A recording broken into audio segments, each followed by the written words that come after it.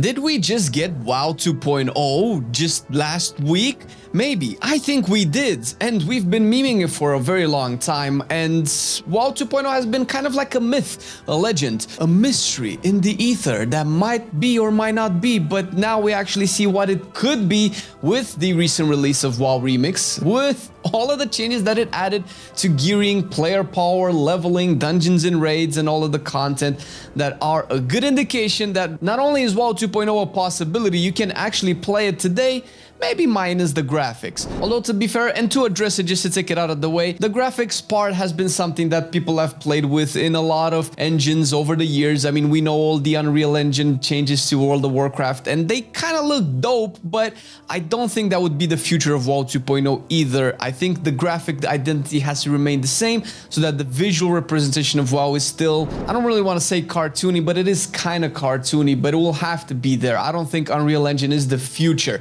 And we're not here to talk about graphics, although we do have a video on that you can check at the end of this one. But I am talking about how the game actually plays, how the systems interact with your character, and how, weirdly enough, friendly it is for new players that are trying to get into WoW, but the modern WoW just doesn't give them the tools to actually do it. So let's kick it off right now with the gearing system. The gearing system is fairly simple and still customizable and deep enough where it offers the satisfaction of playing an RPG. One thing that's really obvious off the bat is that if you loot an item at level 10, since that's when you start your journey in the remix, you can essentially upgrade it all the way to max level. We already have the upgrade system in the live game, and it is a system that has helped improve gearing altogether within Mythic Plus, raids, and essentially endgame entirely, but it also added a lot of convoluted aspects to it that we kind of got used to it because we've been playing a lot of WoW, but any player that hasn't played Dragonflight at all, or at least the last couple of seasons, or even new players, will not be able to wrap their heads around Explorer, Adventurer, Veteran, Champion, Hero, Myth, Awakened tracked items with Flight Stones, Whelp Stones, Drake Stones, Worm Stones, Aspect Stones, and how you get all of these from different type of contents. We already did this video, I'm not going to talk about it again, but suffice to say that even though the overarching design of the gearing system solves the gearing issue, it does so in a very complicated way that puts a barrier of entry for a lot of players, not only new players going into the game, but even players that don't really want to have to open up a guide every time they want to think of where to find the items that they need to find, and are they able to actually upgrade them. WoW Remix just does it simple. You just have one currency, which that's great in of itself, and we will talk about that as well, and just fully upgrade that item all the way to max item level, completely removing the need to actually loot that item multiple times, do different styles of contests to get different versions of that item. And there are a lot of people that have used also this counter argument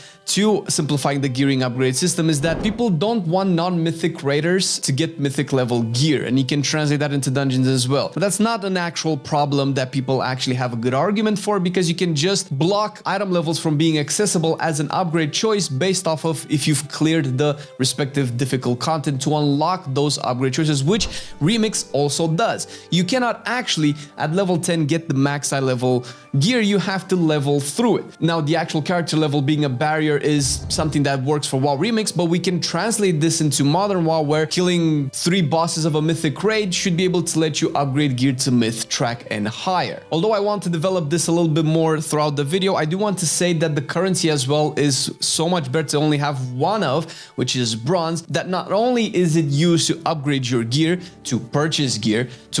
gems and everything else that goes into the gearing system, which I'll mention in a second, but also is rewarded from scrapping your items, which is something that we've had in BFA, scrapping items that just gave you proficient crafting materials. It doesn't have to give you bronze, but it has to give you useful currency that you can use to further upgrade or get your character more power in terms of the gear that it has. Bronze just is the WoW Remix currency, but it can be translated into Flight Stones. Let me scrap current level gear into Flight Stones. Or, you know, use it to buy cosmetics and mounts, which is something that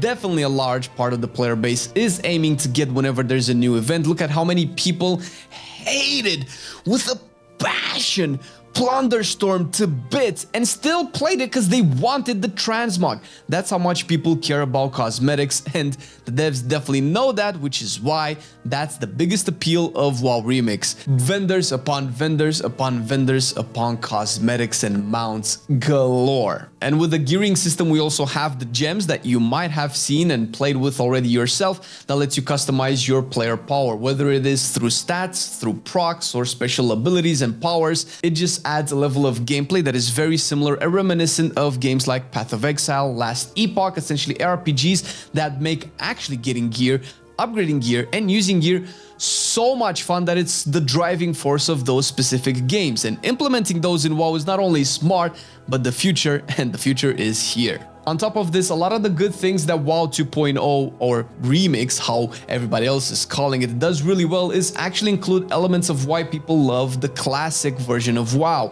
why people play a lot of either Seasons of Discovery, they play Cataclysm now, but also past expansions as well, particularly Vanilla WoW, which is still to this day the most popular classic version of WoW, and that's reflected in the WoW Remix with the fact that, through a bunch of aspects, but one important one is that rare items feel like rare items. Epic items feel like epic items. When you reach max level, you just get epic items across the board. And when all items are epics, no items are epics. We already know that by now. They cannot go away from it because that's just ingrained into the game system so much that it's just not possible, but it would be possible with WoW 2.0, and that is what's happening right now with WoW Remix. So let's actually talk about the player power and how it affects endgame. First of all, let's talk about the gems and the stats. Like I mentioned before, right now the gear that you loot in WoW Remix is basically uncommon, rare, or epic. Epic is super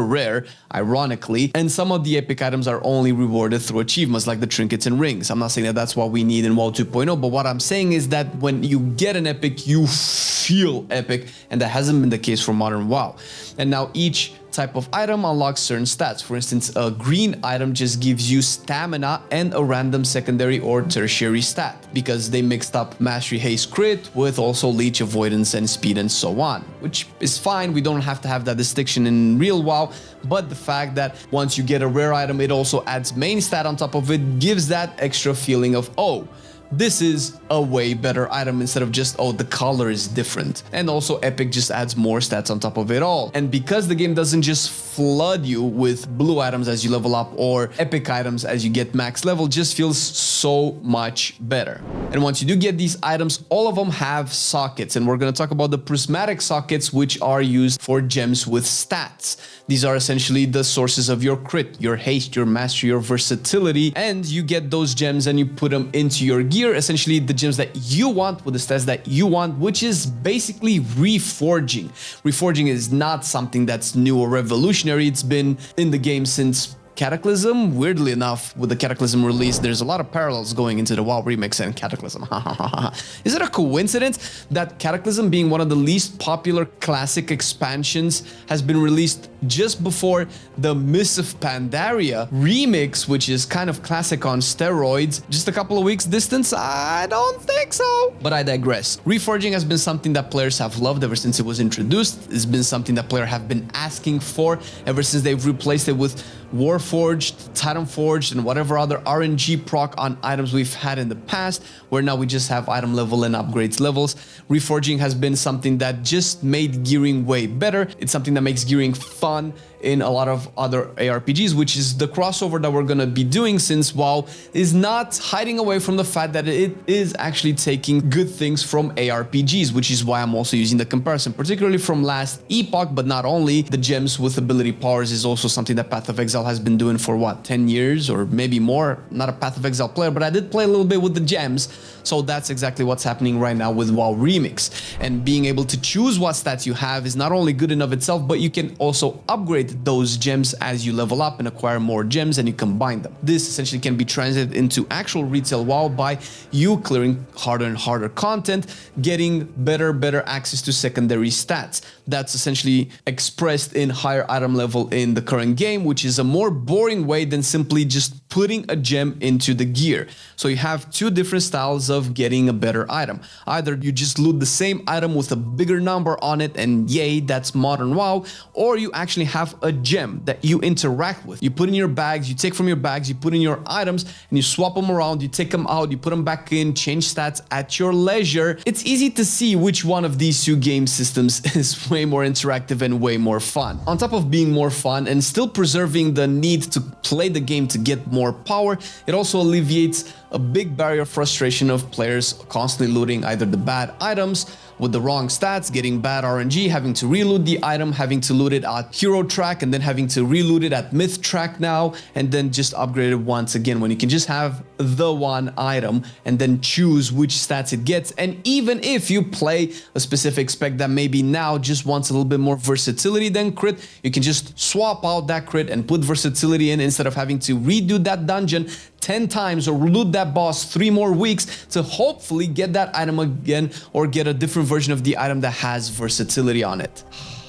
And since being 100% predictable and controllable could end up being a little bit bland or boring, Remix and WoW 2.0 as an extension still retains its RNG level, but way diminished and still yet interesting enough where you can just play around with the gear because you loot a green item or even a blue item that doesn't have the right secondary stat that can add on top of the gems. You can loot a blue item that has leech or a blue item that has haste. You might want the haste a little bit more, but if you do get the leech one, you can still invest all of your strong gems into it until you loot the haste, and you take the gems away, put them into this haste one, and the item that you had with leech, you scrap it into bronze, the currency that you use to either get more gems, upgrade your gems, or upgrade your item. Once again, it's a full-on circle with 4 times fewer currencies and 7 times fewer item types. And those are the prismatic gems that go into the prismatic sockets. We also have the Tinker sockets. Tinker sockets and Tinker gems by extensions are essentially procs of damage.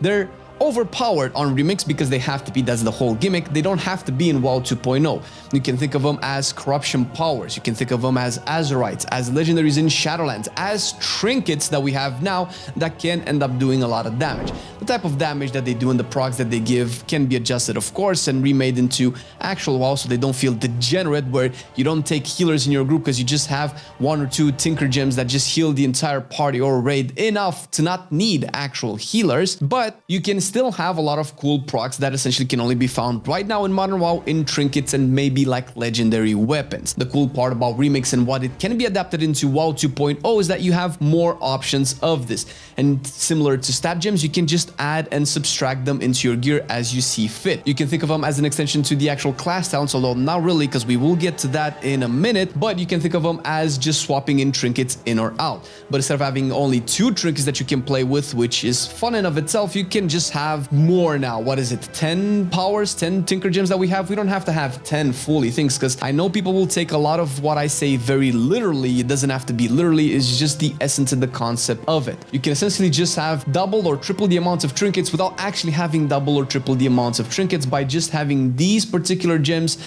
be used in different pieces of gear. On top of it just giving you more customizable options, it just adds more powers and more fun into the game, which is a modern way of playing an RPG, especially one like World of Warcraft that is very, very similar to action RPGs in the way that it's doing its combat and in the way that people actually enjoy playing its combat, which is a second reason as to why I'm constantly comparing WoW to ARPGs, because the combat is fast, the loot gain is high, the feedback that you get from gameplay is immense, and you can criticize World of Warcraft as much as you like. Maybe you like to play Classic, maybe you like to play Final Fantasy, but one truth remains is that World of Warcraft combat is the best combat that probably any RPG has to this day, maybe even definitely better than any other MMOs out there. It's polished, it's responsive, has cool animations, feels good to press your buttons, and that is something that WoW has still done well even through its dark days of the Shadowlands, despite all of its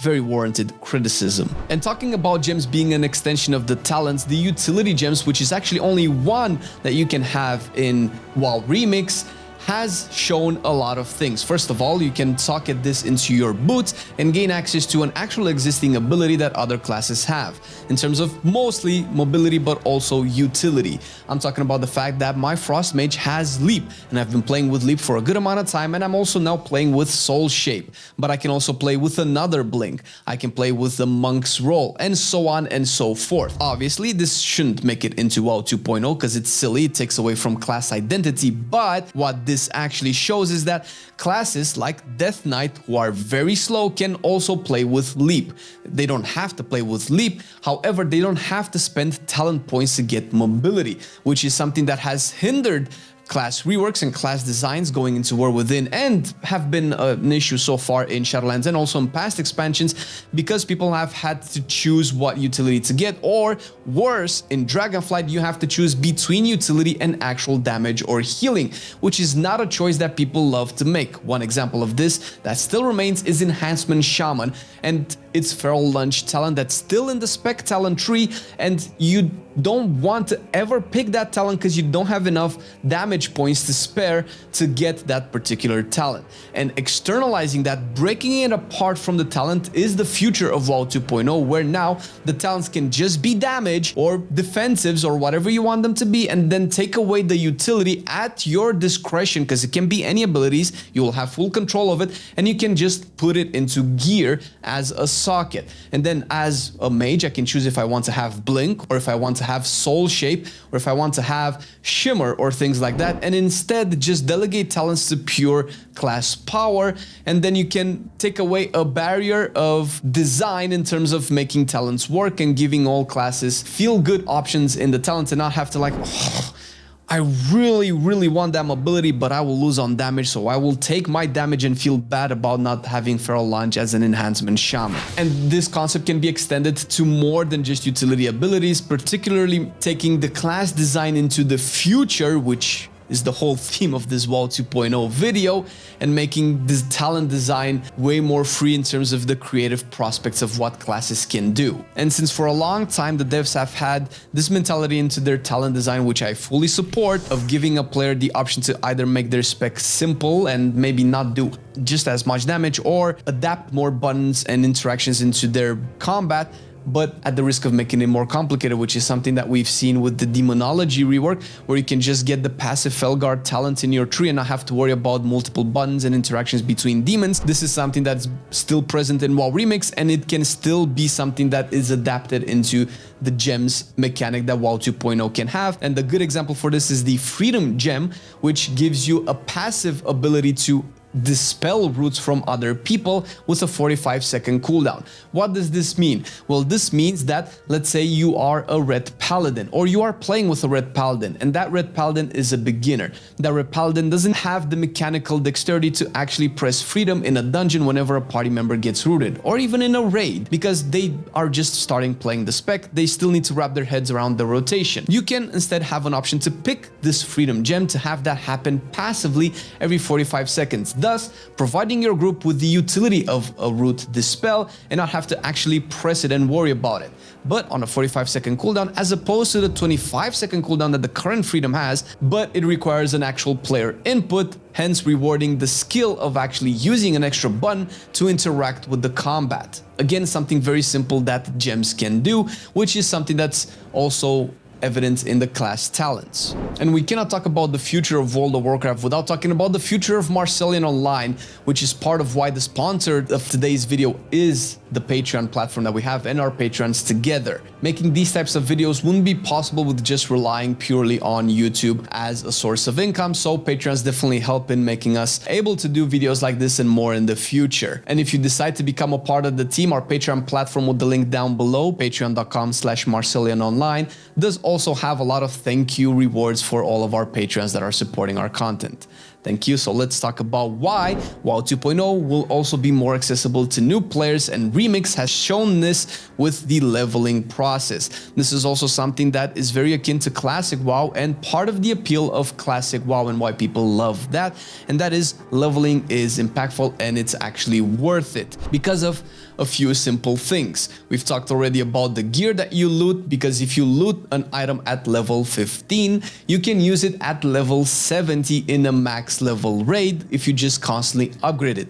There's no longer that barrier that the item cannot reach a specific item level because its item bracket of explorer or whatever we have right now in live is restricting it from getting it, and it feels like if you do level, whatever you do contributes to endgame, and it takes away from that rush of I need to reach max level or I cannot play World of Warcraft or play with my friends. That is also very evident in the way that the content is being released for the player leveling in WoW Remix, because you can actually do raids as you level up. Mogushan Vaults, for instance, is unlocked at level 25, and then each other level subsequently unlocks at the higher level you go. And that is the normal version of the raid. With the scaling technology that WoW has, that would need some tuning of course once this is adapted to actual retail, you can actually play with your max level friends without having to be max level as a player. This is of course good for new players, good for players who are looking to get in alts, and for casual overall players of World of Warcraft, whether it is dungeon grinders or raiders that don't care about getting that cutting edge achievement.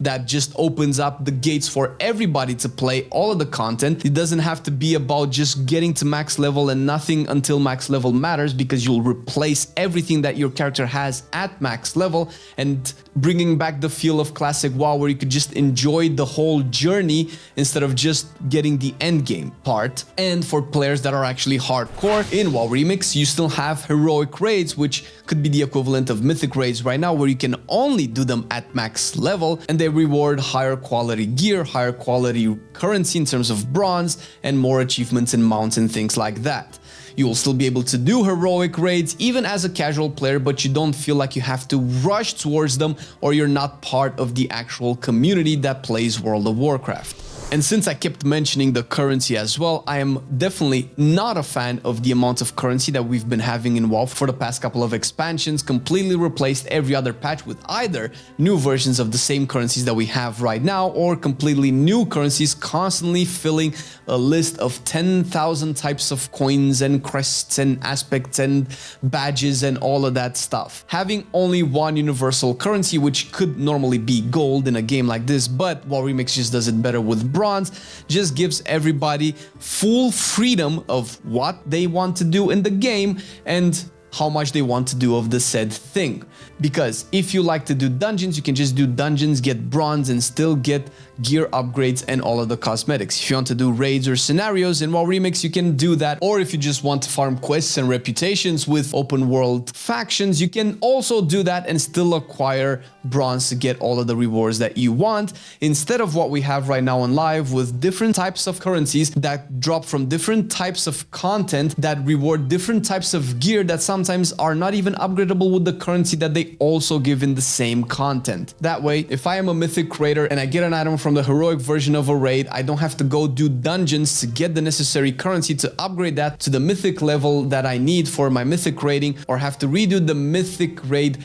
every week to hopefully replace that item with the same item at a higher item level, so that I can finally use the currency that I am looting from the mythic raid to upgrade that item, and not have to be forced to do dungeons at a lower level or at a higher level than what I am actually aiming to accomplish. And if I am a raider or a dungeon pusher or a key doer or whatever I'm doing, and I've reached the level that I want to push at and I don't need any more gear, I can just use that currency to buy transmogs or buy mounts, instead of accumulating flight stones and crests at the end of the season to unreasonable amounts that just become useless and they just get deleted next season anyway, which feels bad, even though I enjoy doing dungeons and raids and not getting anything else from them. Now, of course, WoW Remix is not fully WoW 2.0, because we still have the old Mists of Pandaria content. The raids are the old raids, the dungeons are the old dungeons, the scenarios are the old scenarios. The only thing that changes is that you are now literally a god in terms of how much damage you're doing and how fast you're clearing content. But the underlying system changes has made the journey way more enjoyable and accessible to all sorts of players, regardless of who they are, what they're doing. Funnily enough, the raids being 10-man also makes them a lot more accessible for everybody else as well. And considering how many parallels there are between WoW Remix and the Season 4 of Diablo 4 that has actually revitalized, resuscitated the game, and also last epoch in terms of customizing your character and how deep it can go, it's very obvious that WoW devs are listening and they're paying attention to what people find fun. And it's no secret that they're using these types of events to kind of learn and essentially add these types of systems into the game eventually. I don't think they will be available in expansions like War Within, which are almost completed, but they could be available in Midnight, in The Last Titan, where they can completely revitalize the entirety of the WoW's engine from what's underneath the hood to what actually ends up being the entire automobile that is World of Warcraft. And that is the future of WoW